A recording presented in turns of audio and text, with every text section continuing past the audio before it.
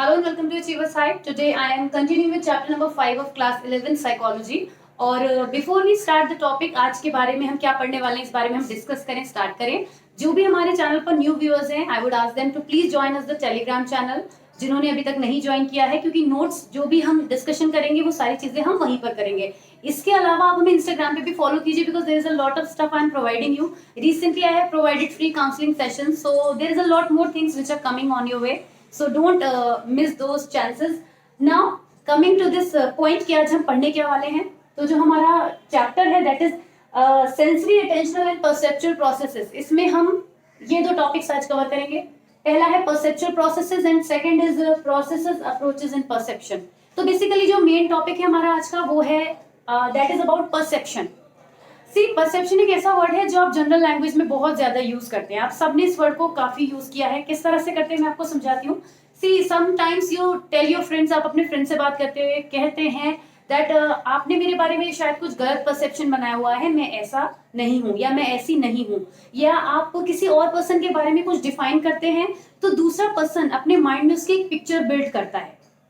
This is what happens. मैं आपको इस चैप्टर के बारे में पढ़ाने से पहले कहने लगूंगी. फॉर एग्जाम्पल, अगर मैं ये कहने लगती हूँ कि ये चैप्टर जो है बहुत इंपॉर्टेंट है, तो ऑटोमेटिकली आप अपना अटेंशन ज्यादा देंगे. ये होता है, नेचुरल है. या मैं कहूंगी कि ये चैप्टर बहुत टफ है, तो आप अपने माइंड को थोड़ा सा कॉम्प्लेक्स फील करेंगे कि ये चैप्टर शायद बहुत ज्यादा डिफिकल्ट होने वाला है, हमें बहुत ध्यान देकर समझना पड़ेगा. या फिर मैंने चैप्टर के पहले स्टार्टिंग से पहले आपको बोला कि this is going to be very interesting, आपको बहुत मजा आएगा, तो आपका ब्रेन वो वाइब्रेशन फील करने लगेगा कि हाँ ये तो ईजी होने वाला है. ऐसा क्यों होता है? क्योंकि जो हमारा ब्रेन होता है वो दूसरे पर्सन की बात से कन्विंस होने लगता है, उस पर उसका इफेक्ट आता है. कोई उस चीज से कम होता है, कोई उससे ज्यादा होता है, लेकिन कुछ ना कुछ उसका इंप्रेशन हमारे माइंड पर आता है. और ये जो माइंड के अंदर हमारे इंप्रेशंस बनते हैं, दीज आर इमेजिनरी इंप्रेशंस, और इन्हीं इंप्रेशंस को हम कहते हैं परसेप्शन. यानी कि हम किसी पर्सन के बारे में, किसी चीज के बारे में, किसी सिचुएशन के बारे में जो भी माइंड में पिक्चर बिल्ड कर लेते हैं, उसी को हम परसेप्शन कहते हैं, अगर हम अपनी साइकोलॉजिकल लैंग्वेज में से समझें. ऑल्दो जनरली हम जानते हैं कि परसेप्शन क्या होता है, कि किसी चीज के बारे में कोई थॉट प्रोसेस या कोई सिचुएशन को अपने माइंड में इमेज कर लेना, बिल्ड कर लेना, वही परसेप्शन है. जनरल लैंग्वेज में भी कहें तो it is a perception is a process by which we give meaning to the information. आपने मान लीजिए कोई एक ऐसी चीज खाई, जो आपने कोई फर्स्ट टाइम कोई भी नई रेसिपी आपने ट्राई की, नई डिश किसी ने आपको कुछ खिलाई, कोई स्पेसिफिक कहीं की. अब आपने उसको टेस्ट करने के बाद आपको क्या हुआ, आपको मे बी जो भी आपके टेस्ट बर्ड्स डेवलप हुए, जो भी आपका टेस्ट डेवलप हुआ आपके टेस्ट बर्ड्स में, नेक्स्ट टाइम जब आप उसको, आपके सामने वो चीज आएगी after a certain period of time, आपको पहले से माइंड में ये पिक्चर बनी हुई होगी कि इसमें इतना स्पाइस होता है, ये बहुत ज्यादा मीठा होता है, या ये बहुत ही ज्यादा खट्टा होता है. कुछ भी जो आपके माइंड में उसकी पिक्चर बन चुकी है, वो impression second time, third time रहेगा. राइट? एक चीज हम बोलते हैं ना कि first impression is the last impression. तो वही चीज है कि जो परसेप्शन हमारा किसी चीज के लिए बन जाता है, कोई चीज अपना इंप्रेशन देती है, पर हम जो उसके लिए अपना परसेप्शन बिल्ड कर लेते हैं, वो हमेशा के लिए हो जाता है. इसीलिए कहते हैं कि first impression is the last impression. तो परसेप्चुअल प्रोसेसेस क्या हैं? बेसिकली ये वो प्रोसेसेस हैं, वो स्ट्रक्चर्स हैं जो हमारे अंदर बिल्ड हो जाते हैं, जिनकी वजह से हम किसी पर्टिकुलर सिचुएशन को डिफाइन कर पाते हैं. जैसे कि, और समझते हैं, एग्जांपल्स की कोई कमी नहीं है, कितना भी हम उसको ज्यादा एग्जांपल्स में समझेंगे उतना ज्यादा अच्छे से समझ में आएगा. जैसे कि मान लीजिए मैं किसी ऐसी जगह पर गई जिसके बारे में मैं आपको डिस्क्राइब करी हूँ. मान लीजिए मैं किसी प्लेस पे विजिट करने गई, किसी फेट में गई सपोज. अब मैं वहां से आने के बाद आपको वहां के बारे में खूब सारी बातें बता रही हूँ कि इस फेट में ऐसा हुआ, यहाँ पर ऐसा था, ये चीजें ऐसी थी, वहां पर ये चीज पता है ऐसी थी जो हमने कभी देखी नहीं. Anything, I am just telling you. So there is a situation जो उस चीज के लिए मैंने अपना परसेप्शन बनाया. अब मैं उसको मीनिंगफुल वर्ड्स में डिफाइन कर पा रही हूँ, मैं आपको बता पा रही हूँ कि वो जो भी सिचुएशन है या जो भी चीज है वो क्या है. सो this is what perception is. तो इस प्रोसेस में बहुत सारी चीजें आती है. जैसे कि कोई भी इंफॉर्मेशन जो होती है वो हमारे पास रॉ फॉर्म में होती है. कोई भी इंफॉर्मेशन जो हमें मिलती है वो रॉ फॉर्म में होती है. उस रॉ फॉर्म को एक मीनिंगफुल वर्ड्स के थ्रू जब हम एक्सप्रेस करते हैं, तो जो कुछ भी हमारे कह सकते हैं, जो कुछ भी हमारा प्रोसेस होता है, जो कुछ भी हमारे एफर्ट्स लगते हैं, वो सारे इस परसेप्चुअल प्रोसेसेस में आते हैं. तो this is what we talk about. अब हम अगर बात करें, see in your book also it is given the process of meaning making involves certain sub processes. कोई भी बात जब हम मीनिंगफुल वे में कहते हैं तभी तो उसका परसेप्शन बनता है. अगर मैं कोई भी एक सिचुएशन ब्रेक करके बताऊं और उसका एक दूसरे से कोई कनेक्शन ही ना हो, कोई सिस्टमेटिक वे में कोई चीज ना हो, तो उसका एक तो परसेप्शन फॉर्म तो उसमें भी होगा, ऐसा नहीं है कि फॉर्म नहीं होगा, बट वो मीनिंगलेस हो जाएगा। मैं आपको बताऊं कि कल मैं मार्केट गई थी और पूजा में बेल रिंग हो रही थी, समथिंग लाइक दैट, कि कुछ भी हो रहा था। मतलब मैंने 3-4 बातें आपको बताई, लेकिन उनका आपस में कोई कनेक्शन नहीं है, कोई लॉजिक नहीं बन पा रहा है। वो सिचुएशन बहुत अजीबोगरीब है कि आपकी समझ में नहीं आएगा कि उस पूरी बात को इकट्ठा करके हम परसेप्शन क्या फॉर्म करें, हमारे माइंड में क्या चीज बनी कि आखिर ये हुआ क्या। मैंने 4-5 चीजें बता दी उल्टी सीधी, आई मीन नॉट उल्टी सीधी, बट उनका आपस में कोई कनेक्शन नहीं है। तो this is the proper way through which a perception is form. इसको समझने की कोशिश करते हैं कि सबसे पहले तो आया स्टिमुलस। स्टिमुलस क्या?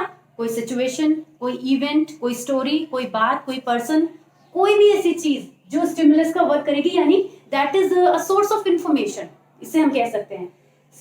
स्टिमुलस जो है that will reach to sensory receptors. मैंने किसी स्वीट शॉप पर जलेबियां बनते हुए देखी, राइट? अब मेरी आंखों ने फील किया, देखा कि ये बहुत ऑरेंज कलर की है या कुछ भी है, मतलब समथिंग लाइक दैट, या फिर वो बहुत ज्यादा मुझे जैसे भी दिख रही है, तो वो सेंसरी रिसेप्टर्स ने वर्क किया ना।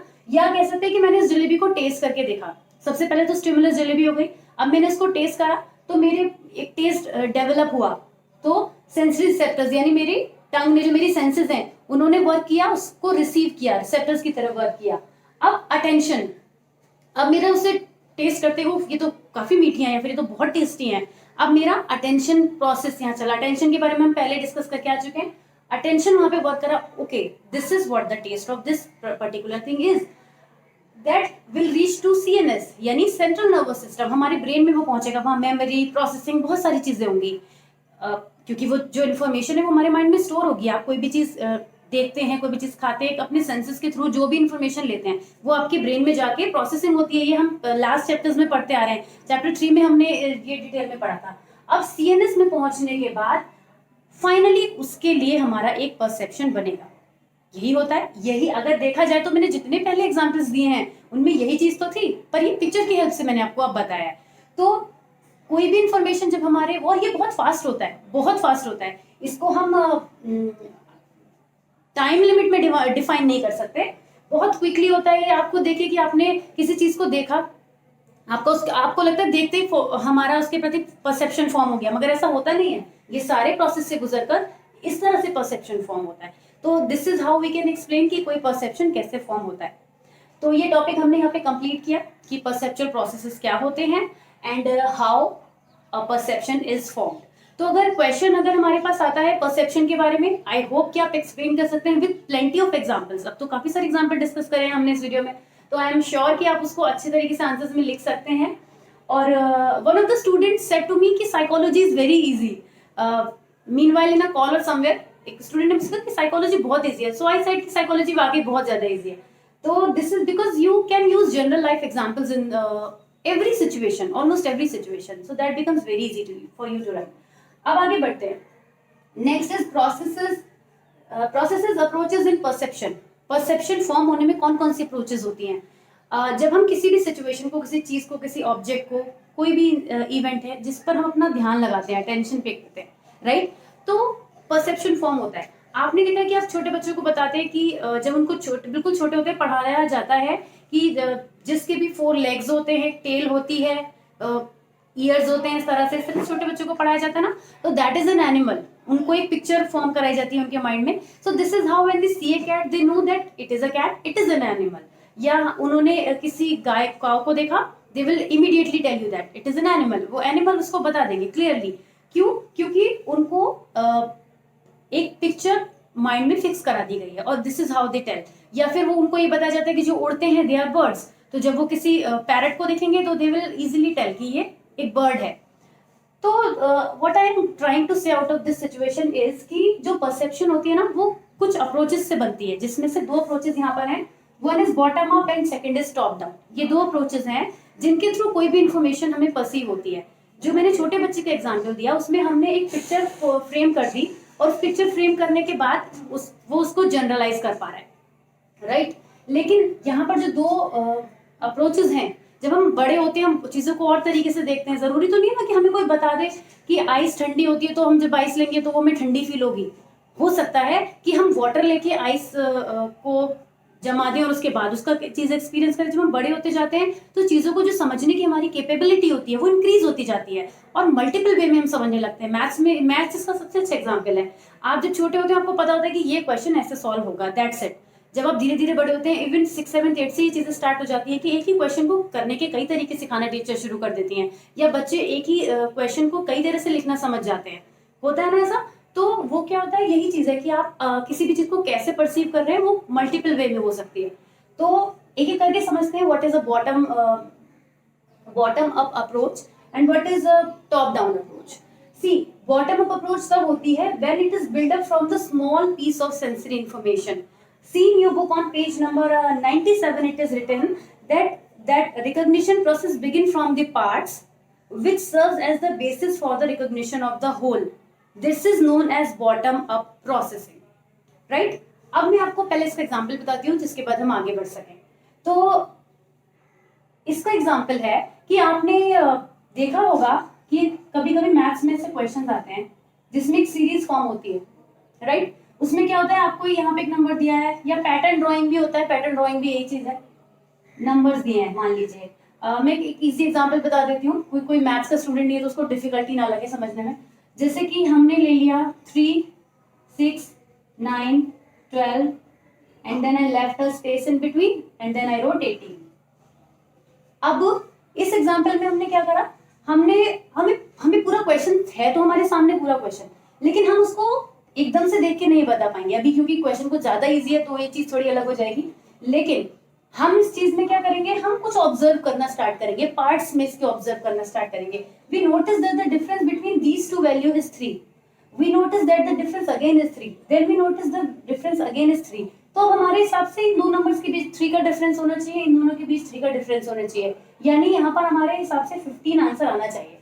तो हम होल वैल्यू पर पहुंचे with the help of parts, right? So this example is an example of bottom up approach. इसको हम बोलते हैं बॉटम अप अप्रोच। जब हम स्मॉल पीसेस से हमारे जो सेंसरी इंफॉर्मेशन जो है वो छोटे छोटे पीसेस को लेकर एक बड़ी इंफॉर्मेशन फॉर्म कर रही है, then we are calling it a bottom up approach. Next we are coming to the top down approach. Top down approach क्या होती है? It is a process that is driven by the cognition. कैसे? इसको कैसे समझ सकते हैं हम एग्जाम्पल से? टॉप डाउन अप्रोच ये हो गई कि जैसे आपको एक पैराग्राफ आपके सामने लिखा हुआ रखा है और जो हैंडराइटिंग है that is very very poor, आपको समझ में नहीं आ रहा है। अब आपने क्या किया, उस पैराग्राफ में से आपने लेटर्स पिक करने स्टार्ट करे। You have seen the paragraph, you know it, आपको पता है। ऐसा नहीं है कि आपको वर्ड्स दिए हैं आपको पैराग्राफ बनाना है, that is not the example. इसको थोड़ा अच्छे से समझिएगा कि टॉप डाउन में क्या हुआ, आपके पास पैराग्राफ है, once you try to read आपको कुछ वर्ड समझ में भी आए, बट आप उसको पूरा पढ़ने में नहीं समझ पा रहे हो, आपको नहीं समझ में आ रहा है। So what you did, you just try to pick some words, आपने इसमें से कुछ वर्ड्स करके फिर उनको कलेक्टिवली पढ़ने की कोशिश करी। So you have the whole idea in front of you but you are somewhere using the parts, so that becomes the top down approach. यानी आप टॉप डाउन का मतलब है, टॉप मीन्स पूरी टोटल वैल्यू में से आप नीचे आ रहे हो, राइट? आप कुछ जानते हो बट आप उसके बाद उसको पार्ट्स में समझने की कोशिश कर रहे हो। So that is called top down approach. And bottom up, जब पीसेस में इंफॉर्मेशन है उससे कलेक्टिवली आप एक इंफॉर्मेशन बिल्ड कर रहे हो और कुछ परसेप्शन फॉर्म कर रहे हो, then it will be called bottom up approach. बहुत सारे एग्जांपल्स इसके और भी बहुत सारे हो सकते हैं। So this is how we talked about this topic and completed this perceptual processes also. इतना बड़ा ये टॉपिक था नहीं जितना लंबा हमने इस वीडियो को कर दिया, but anyway I try to explain you in अच्छे से लंबा बना के पूरा I try to explain you this. I hope आपको समझ में आ गया होगा। So if you like this video then please press one like, it would cost you nothing but it gives me a lot of motivation from your side. So keep motivating me, क्योंकि मुझे भी आपकी motivation की बहुत ज़्यादा जरूरत रहती है। And also subscribe to our channel अगर आपने अभी तक नहीं किया है। I will be coming soon in the next video with another topic, जो इसके आगे का टॉपिक होगा। Till then keep watching, keep showing your love and keep supporting us. Thank you so much. Bye bye.